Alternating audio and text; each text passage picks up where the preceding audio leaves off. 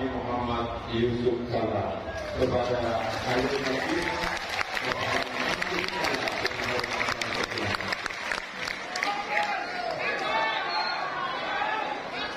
Bismillahirrahmanirrahim. Assalamualaikum warahmatullahi wabarakatuh.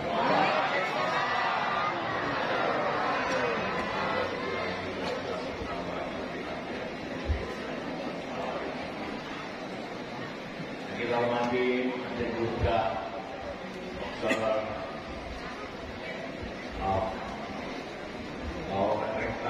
pembina pesantren ini, Saudara Anis Baswedan. Alhamdulillah saya dapat lagi bersilaturahim dengan Bapak dari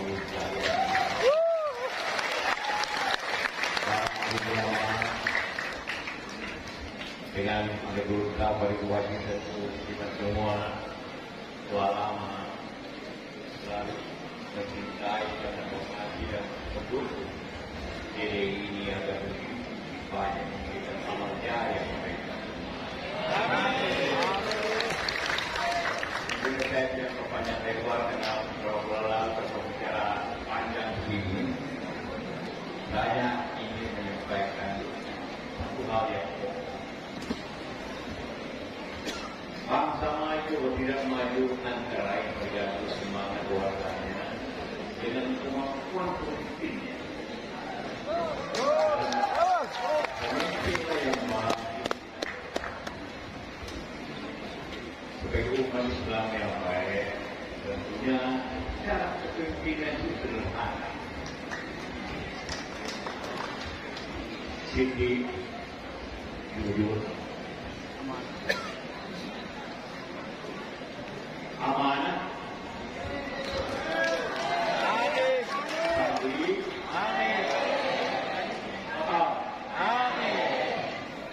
dua jadi aman, jujur.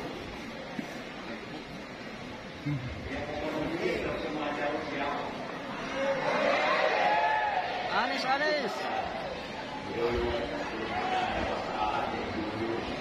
Amanah semua apa yang dibuat saja. Tapi apalagi kalau dimanfaatkan terbaik. Ya,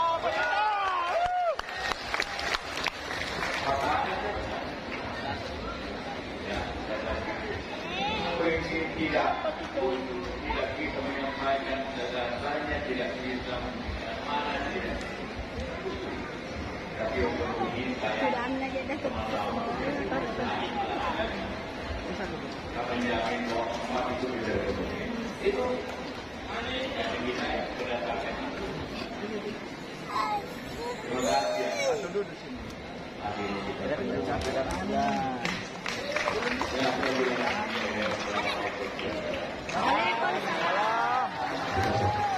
Terima kasih banyak kami ucapkan kepada Bapak orang tua kita, Bapak Haji Muhammad Yusuf Kalla. Selanjutnya, mari kita sama-sama mendengarkan secara hikmat pidato kunci sekaligus pidato kebangsaan yang insya Allah akan disampaikan oleh yang terhormat Bapak Haji Anis Rashid Baswedan. Dengan hormat kami persilakan.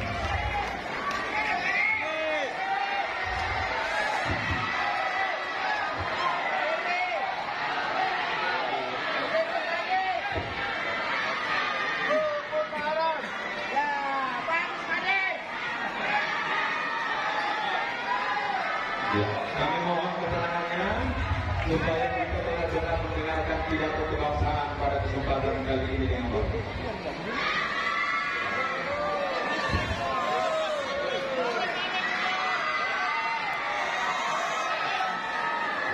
Assalamualaikum warahmatullahi wabarakatuh.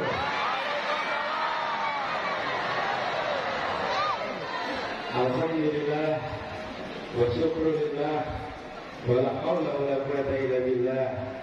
Allahumma shalli ala sayyidina Muhammad wa ala alihi wa ashabihi ajma'in. Rabbi ishrah li sadri wa yassir li amri wahlul 'uqdatam min lisani yafqahu qawli. Amma ba'du. Yang kami hormati, kami melayani para alim ulama, para guru, wabil khusus Menteri Guruta Profesor Dr.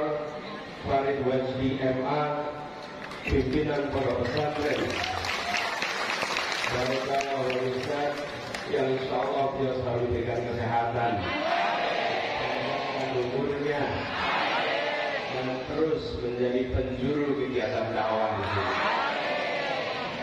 Yang saya sangat hormati dan kami muliakan orang tua kami, orang tua saya, Wakil Presiden Republik Indonesia ke-10 dan ke-12, Bapak Haji Muhammad Yusuf Kalla. Beliau juga mudah-mudahan beliau selalu berikan kesehatan, panjangkan umurnya, dan terus jadi teladan bagi kita semua.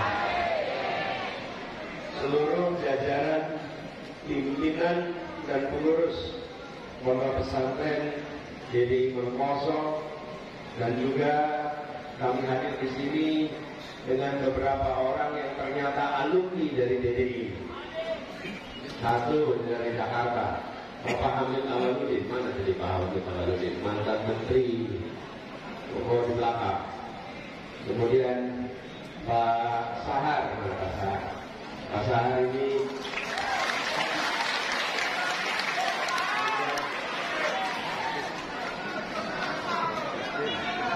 saja yang hari ini bersama-sama hadir.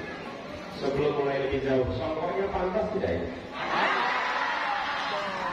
Terima kasih. Dapat songkok dari DDI, insya Allah dibawa terus untuk kegiatan-kegiatan. Jadi kalau pakai songkok itu begitu dipasang langsung terasa, cocok atau tidak.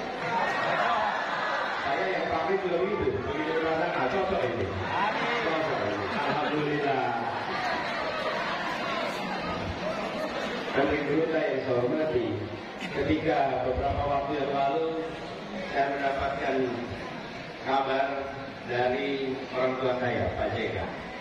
Pak JK ini seperti ayah bagi kami. Lalu beliau mengabarkan bahwa DDI akan ada milad ke-85 tanggal 17 di sini. Sebetulnya waktu itu sudah ada rencana kegiatan di tempat lain. Dan begitu dengar ada undangan datang ke sini, acaranya diubah dan langsung berubah dari Jakarta. Belajar dengan jadwal setiap hari mengirim berbagai tempat. Tapi alhamdulillah saya bersyukur sekali bisa sampai di sini, bisa silaturahmi bersama dan mendengar cerita bagaimana DDI 85 tahun ini telah menjadi tonggak dakwah di Sulawesi Selatan dan di berbagai sebuah organisasi yang punya usia panjang. Itu menggambarkan ada stamina yang luar biasa. Tanpa ada keseriusan, tanpa ada manajemen, tanpa ada ketangguhan, tanpa ada pengelolaan yang baik, tidak mungkin bisa berusia panjang. Dan usia 85 tahun ini jangan pernah disebut sebagai usia tua.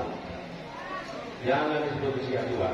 Kalau yang dibicarakan masa lalunya, maka dia tua.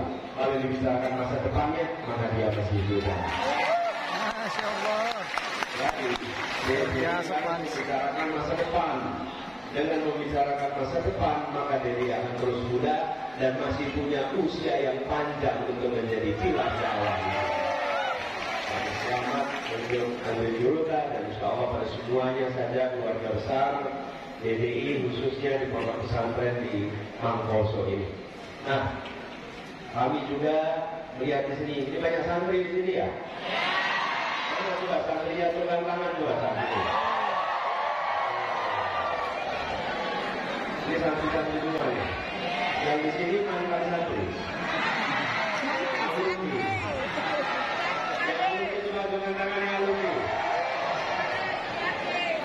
Alumni. Saya dengar sudah lebih dari 800 cabang di seluruh Indonesia, betul ya? Nah, buat adik-adik para santri, tadi Pak JK berpesan kita pegang tentang bagaimana kita bisa maju. Maju itu satu untuk pemimpin, yang kedua kita juga rakyat yang mau maju, mau kerja keras. Jadi saya mau pesan buat adik-adik santri, ya, dari santri yang sekarang sedang nyantri. Kalau bangun jam berapa?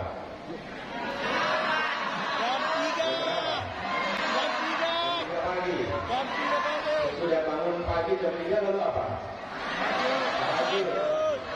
Tahajud cukup tidurnya jam berapa ke malam? Tadi pakai tangan jam berapa?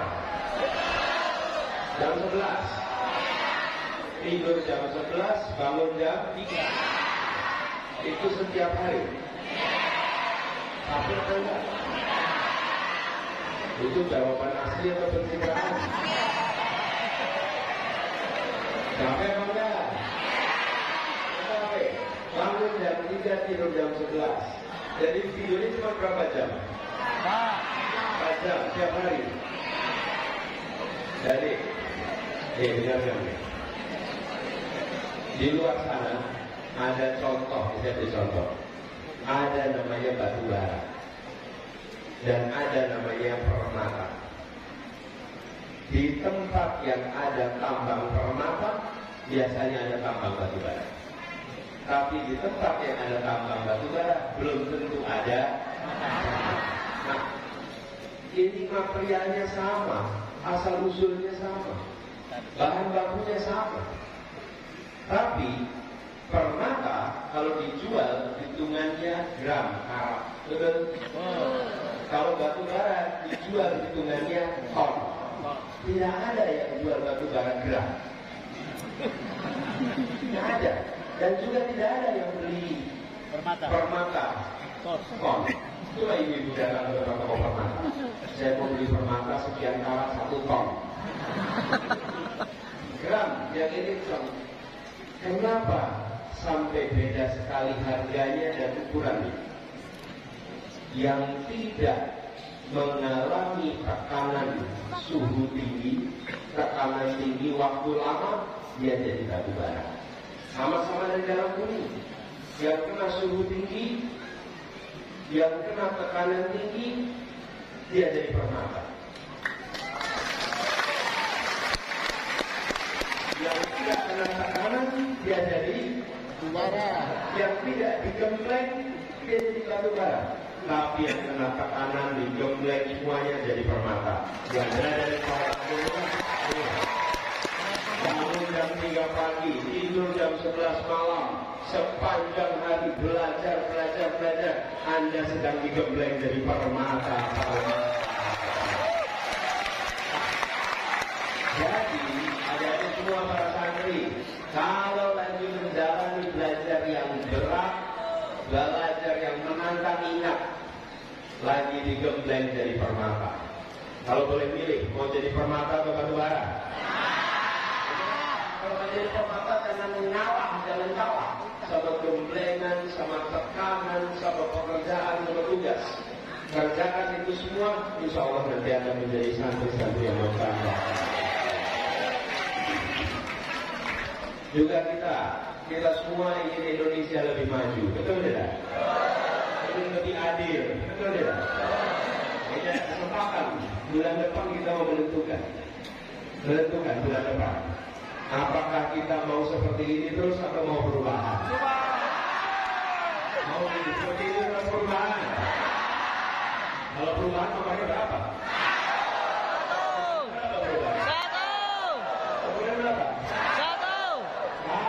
Satu. Mau perubahan harus kerja sama-sama. Siap. Tidak bisa kerjakan sendirian. Tidak bisa kerja sendirian. Dan tidak mungkin perubahan itu datang bila tidak kita sendiri yang mengusahakannya. Inna Allah la yughayyiru ma biqaumin hatta yughayyiru ma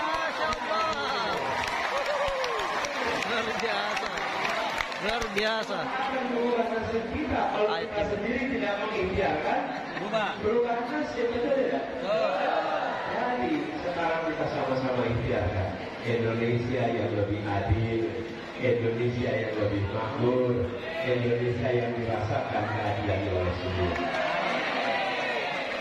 Nah, kita bersyukur kesempatan untuk bisa silaturahmi pada siang hari ini.